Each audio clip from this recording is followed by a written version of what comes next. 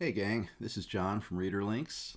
We have a new feature I want to talk to you about here. Under the income expenses, under types, we now have a new item that's called BookBub Advertisement. Now you notice I also have one that's called BookBub Ads because I was using that for a while. So we looked through to see what was available and we came up with BookBub Advertisement. So what's different about this and this is simply that this one is going to show up as part of your ads stuff. So it won't show up as other expenses. Instead, it'll show up as ads. You can still use this one if you'd prefer to see it under other expenses, or you can call it BB ads or whatever you want. But you won't be able to name one called BookBub Advertisement. As you'll see, you can't edit the name either. So what the benefit of this is if you go to like your home page, and I'm looking at my this week, you'll be able to now see, excuse me, that there is an option that says ads for BookBub in this little legend. And you'll also see this little blue line running down the bottom here, which is that part.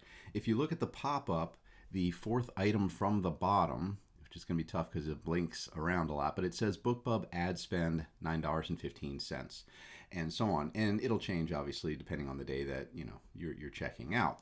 It also will show down here as part of the pie chart for the ad spend.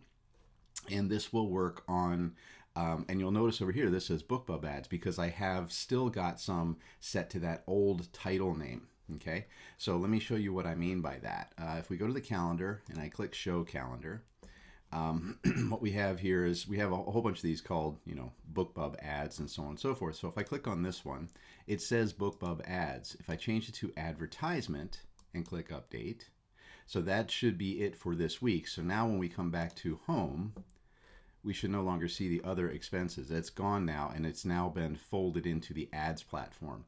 So if I went to this month instead, and then I scroll down after that loads, you're going to see other expenses. BookBub ads is listed in here again, and it's a lot smaller on this side. So let's go back to the calendar, and let's change out some of these again to make them BookBub advertisements instead.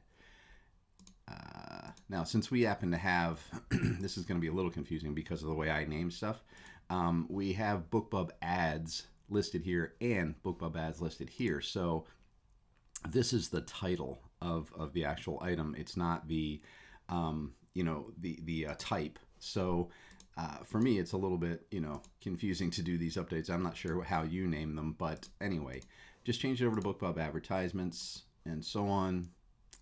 And I'll leave that alone. Click update and so on. Okay, that's the general idea.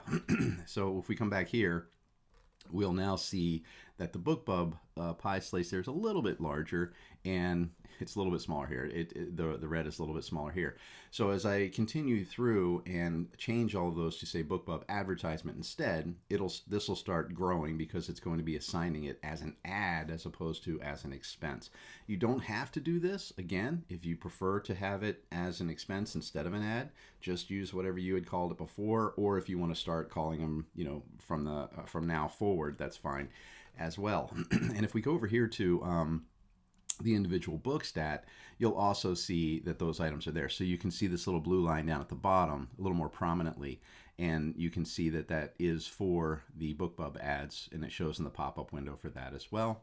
And also down here, it's showing the BookBub amount too. The pie chart's just not large enough yet to show the actual number in there. And again, other expenses is still showing the old one because they are listed as this name as opposed to the BookBub advertisement option. Anyway, hopefully that's clear enough, and that gives you some information on how you can use that. It's completely optional, but we wanted to put that in there for you. Thanks.